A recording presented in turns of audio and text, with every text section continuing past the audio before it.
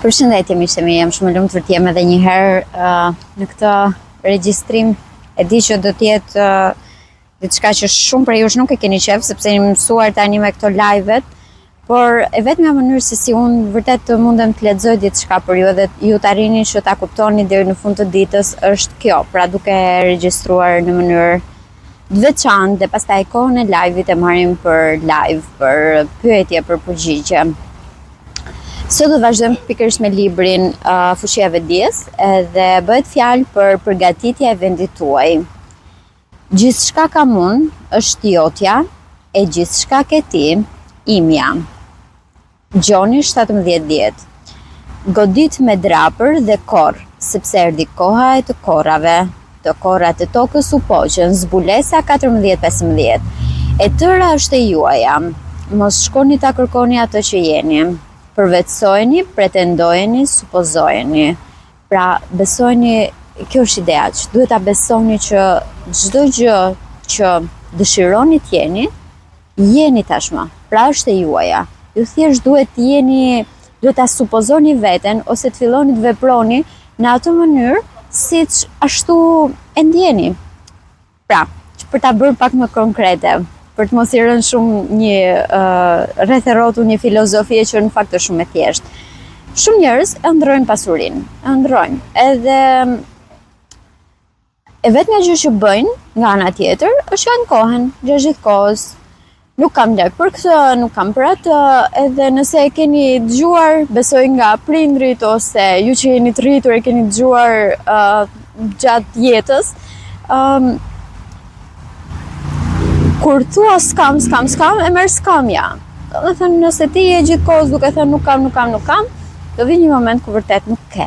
Edhe që ti vërtet, ashtu si që ndron pasurinë, duhet ta besosh që ti e ke tashmë, sepse gjithçka që kam unë është jotja, e gjithçka ke ti është imja, thot Zoti.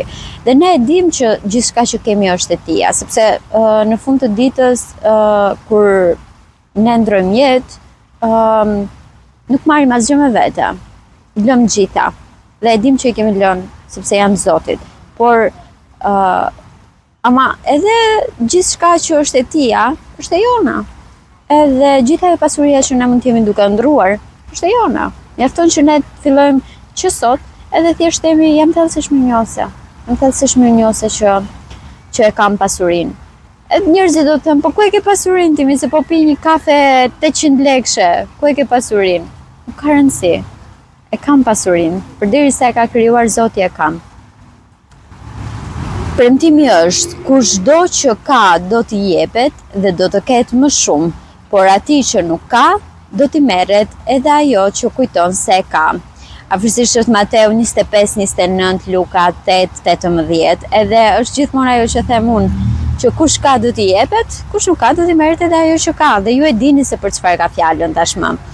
Mbani fort në imagjinatën tuaj, pas gjithçkaje që është e admirueshme dhe e mirë, se admirueshmja dhe e mira janë thelbësore në jetën tuaj, nëse doni që ajo të jetë e vlefshme. Janë thelbësore pikërisht çdo gjë që është e mirë, sepse të jep ato energjinë e mirë, prandaj është thelbësore. Supozojeni atë. Ju e bëni këtë duke imagjinuar se tashmë jeni ajo që dëshironi të jeni, e tashmë keni atë që dëshironi ta keni. Unë personalisht të kohët e fundit kam filluar të mendoj që kam qenë gazetare dhe e kam shijuar shumë këtë periudhën, por tani ndihem më shumë si biznesmene, më shumë se sa si gazetare. Kështu që dua ta shoh veten time edhe ta sfidoj veten time në një fushë që nuk e kam prekur deri tani konkretisht. Por e shoh veten time në biznes, e shoh veten time duke pasur ide biznesi, prandaj jam thellësisht mirënjohëse për gjitha idetë që më kanë ardhur, edhe e di që do filloj të jem mirënjohëse që tani, sepse që në momentin e parë që unë kam thënë, mendoj se dua të kem një ndryshim të madh, më kanë ardhur këtë lloj idesh edhe kam thënë Zot faleminderit. Sepse njerëzit ndonjëherë mund thonë, unë dua një ndryshim, edhe pastaj mund të mos bëjnë asgjë për ta pasur këtë ndryshimin. Madje edhe në momentin e parë që ju vjen një ide, e largojnë atë duke thënë, po, unë si mundem unë s'njoh asnjë, unë s'bëj asgjë, unë kështu, unë ashtu. Edhe tërhiqen nga ajo që mund të kenë nisur. Siç mendon njeriu në zemrën e tij, i tillë është. Kjo është një ndër fjalët e urta, thot 23:7, kjo është një ndër fjalët më të vërteta. E dini, unë ju a kam thënë edhe më përpara, kam shumë njerëz që ju a them ta bëv Zoti siç ka zemrën, sepse disa njerëz e marrin për inat, domethënë sikur po ua thua për inat, edhe mund të mërziten. Dhe në momentin që mërziten ti e kupton se çfarë kanë zemër, por të tjerë marrin për falënderim sepse e din çfarë kanë zemër. Ndërkohë është edhe një tjetër shprehje që thotë nëse zemra jote bën mirësi, por gjen paqe në ligësi, atëherë nuk ka qenë asnjëherë mirë. Sepse ka shumë njerëz që me vërtet sillen shumë mirë, bëjnë shumë të mira, ama në momentin që dikujt i shkojnë gjërat keq, ka një lloj kënaqësie, ka një lloj duan t'ja justifikojnë vetes atë kënaqësinë duke thënë kështu është sepse më bën keq mua, kështu është kështu, domethënë një njeri që e gjen atë paqen dhe qetësinë e zemrës së tij në të keqe, nuk e ka pas asnjëherë zemrën e mirë. Kështu që është shumë e vërtetë kjo, siç mendon njeriu se ka zemrën e tij i tillë është. Edhe në momentin kur ti e di që zemra jote dhe ti nuk ke frikë, që asnjëherë nuk e degraduar në atë pikë sa ti të bësh të të vi mirë për tjetrin, edhe nëse dikur mund të ketë bërë keq. Por në momentin që e sheh që është duke kaluar keq, thua Zot dërgoj një lutje. Edhe nëse nuk dua që ta kem kurrë afër në jetën time, nuk dua që ta kem asnjëherë të jem në energjinë e tij, nuk dua të dëgjoj kurrë as emrin, nuk ka rëndësi, thjesht dërgoj një lutje siç doja të dërgoja çdo njeriu në fund botës. Edhe mendoj që janë të tillë njerëzit ata që e din shumë mirë se çka ka zemra e tyre. Edhe kur e din njerëzit shumë mirë se çka ka zemra e tyre, e arrin shumë më lehtë gjërat. Jeni të qetë dhe dijeni se ju jeni ai që keni qëllim të jeni dhe nuk do t'ju duhet kur ta kërkoni atë. Pra njerëzit shpesh e keni dëgjuar që thonë jam në kërkim të vetes, ju jeni tashmë. Ti thjesht duhet ja pranosh vetes se kush je. Pavarësisht nga pamja juaj e lirisë së veprimit, ju i bindeni si çdo gjë tjetër ligjit të supozimit.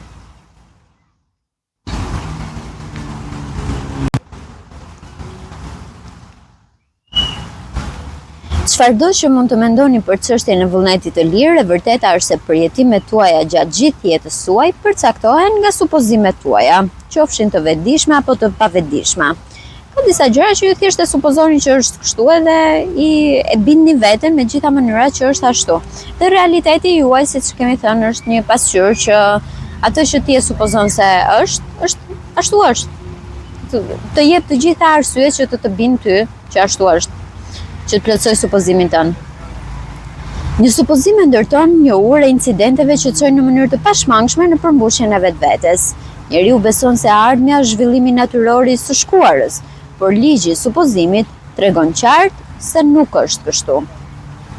Supozimi juaj ju vendos psikologjikisht aty ku nuk jeni fizikisht. Atëherë shqisat tuaja ju tërheqin nga vendi ku ishi psikologjikisht në vendin ku jeni fizikisht. Pikërisht, këtë lëvizje psikologjike i prodhojnë lëvizjet tuaja fizike përpara në kohë. Paranjohja i përshkron të gjitha shkurtimet e shenjta të botës. Në shtëpinë e atit tim ka shumë banesa, pallate.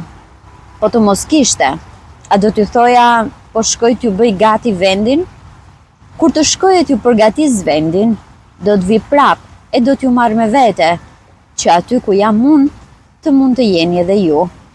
Dhe tash ju thash, para se të ndodh, që të besoni kur të ndodh.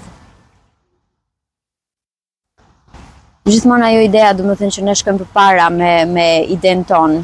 Në shumë gjëra ne shkojmë përpara me idenë tonë. Keni një përballje me shefin. ti shkon përpara atje me idenë tënde. Ti atje duke e menduar se si do t'i kthesh përgjigje, se si do t'jesh shumë i mirë apo shumë i keq, apo duke ja numëruar të gjitha. Dhe bën këtë me mira herë derisa të shkosh takohesh me shefin. Ky është ligji i supozimit. Uni në këtë citim është imagjinata juaj, e cila shkon në të ardhmen në një nga pallatet e shumta. Pallati është gjendja që dëshirojmë.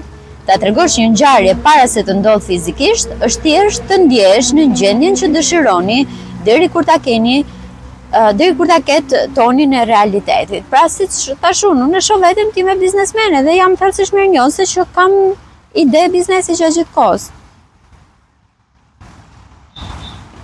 Ju shkoni dhe e përgatitni një vend për veten, duke imagjinuar veten në ndjenjën e dëshirës suaj të përmbushur. Më pas, shpejtoni nga kjo gjendje e dëshirës së përmbushur aty ku nuk keni qenë fizikisht dhe ktheheni aty ku ishit fizikisht pak më parë. Më pas, me një lëvizje të parezistueshme përpara, esni nëpër një sër ngjarjesh drejt realizimit fizik të dëshirës suaj, që aty ku keni qenë në imagjinat, aty do t'jeni edhe fizikisht. Më pëlqen kjo sepse vërtet kështu funksionon. Në vendet nga dalin lumenjt, atje kthehen në rrjedhën e vet, predikuesi 1:7.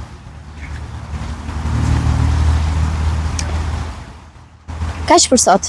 Kjo ishte, ndoshta ishte pak e shkurtër, por në fakt të gjitha këto ato çfarë ne duhet të mësojmë vërtet, janë thënë, janë marrë të gjitha mësimet. Shpërgatitja e vendit, përgatitja e imagjinatës tënde. Mos e ço asnjëherë asnjë mendim të imagjinatës tënde, mos e ço kot. Mos e ço në një vend ku nuk do doje të ishe. Ky është thelbi. Mos imagjino diçka që ti nuk do doje ta kishe në jetën tënde. Është kaq e thjeshtë. Dhe dua vërtet që të imagjinoni gjatë gjithë kohës vetëm gjërat të cilat i doni, i arrini. Dhe mos u nisni vetëm nga fakti që kjo gjëja do më bëj të ndihem mirë.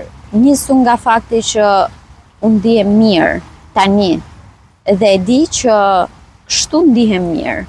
Do të vazhdoj të ndihem mirë. Kjo duhet jetë arsyeja që do t'ju shtyj përpara. Ju faleminderit e do të shihemi në videon tjetër.